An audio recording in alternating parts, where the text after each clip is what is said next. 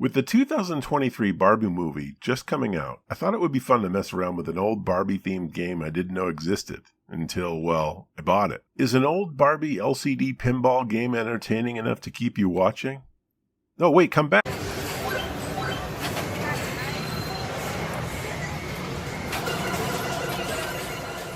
Greetings, Retro Zoltan here. Introducing the Barbie for Girls Shakin Pinball LCD game. And if you're still here, that means you're as curious as I was when I first saw this thing and scooped it up. I'm a bit of a sucker for old LCD games because I think it really takes a genius to make something so simple and try to make it entertaining.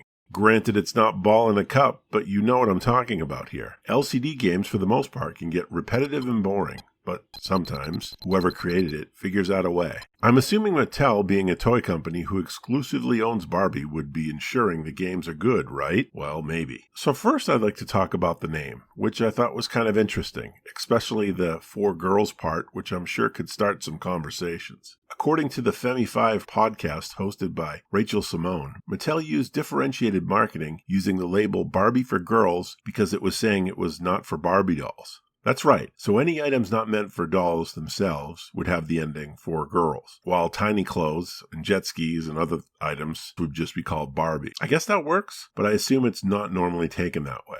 Anyway, the shaken part of the name is what's interesting. Are you allowed to bump and shake the machine like you were with the old-style pinball games? Or perhaps does it shake when you're playing? I guess we're going to find out. So, surprisingly, there are multiple versions of the Barbie Shakin pinball game, all made in 1995, all made by Micro Games of America, and all fully licensed by Mattel. These vary in color and types of buttons mostly. There are the round gameplay buttons, the ones that actually look like flippers, and the one where I feel is the most conveniently placed rectangular flipper buttons, which is the one I got. Digging further, I found out that MGA used the same design under the Star Wars license also, as well as other generic releases, including one for Radio Shack exclusively. So let's get into looking at this thing. Now, I already have low expectations because this is LCD, and if you've seen an LCD pinball game, you really have to take into consideration this is just a simulated ball moving around here. I don't think any LCD pinball game comes close, but perhaps if anyone did, it would have to be the Game & Watch from Nintendo. But that's another video in itself for another time. The Barbie for Girls Shakin pinball system admittedly feels a bit heavy. This is particularly due to the fact that it takes 3 batteries. It's a good size, and somehow it feels fairly comfortable when holding it. Turning it on is pretty basic, but starting the game you need to hold mode and start at the same time to get it started. Overall, gameplay is pretty interesting for an LCD pinball game. You have 2 sets of paddles to keep the ball moving and bonus boxes right above Barbie's head that you have to hit to, well, get the bonus. It's not exactly fluid motion of the ball, but you get a good enough of a feel to somewhat have some control and believable motion. While I thought maybe shaking the game was an option here, it actually just vibrates when you hit things. A lot. This thing loves to vibrate. In fact, the first time I put batteries in this thing, that's all it would do until I removed the batteries and put them in again. I guess it had to get it out of its system. After playing for some time, there isn't too much going on, other than a blocker on the left that sometimes appears to prevent the ball from going down the gutter. There's also the ability to hold the paddle to stop the ball to strategize certain shots. I was hoping the bonus would get you another ball or something, but it appears it's just more points. The game definitely has a lot of sound and vibrates, but there are no lights, sadly, in this particular model. I was kind of tricked into thinking this one did have lights or LEDs, but no, those are just plastic, sadly. The sound is pretty interesting and has a somewhat realistic sound of a pinball paddle sound when you hit the buttons. One thing I found annoying, though, is that even though you can turn the sound off, the vibration cannot, which in my opinion is much louder than the sounds. Seriously, when you're really doing well in this thing, it sounds like you're making a frap.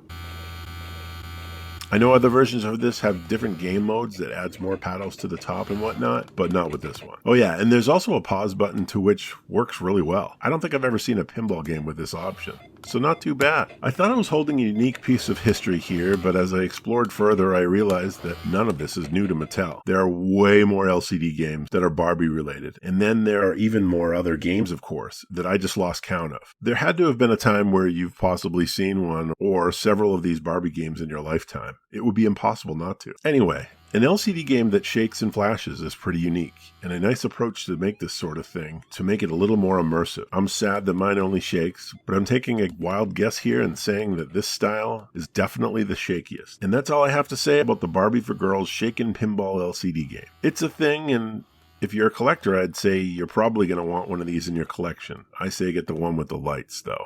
if you can. If you're interested in the Femi 5 podcast that talks about Barbie for Girls, Shakin Pinball game, and other topics, I'll provide a link below. Thanks for watching. Thanks for your support. And as always, I'll see you next time. Bye.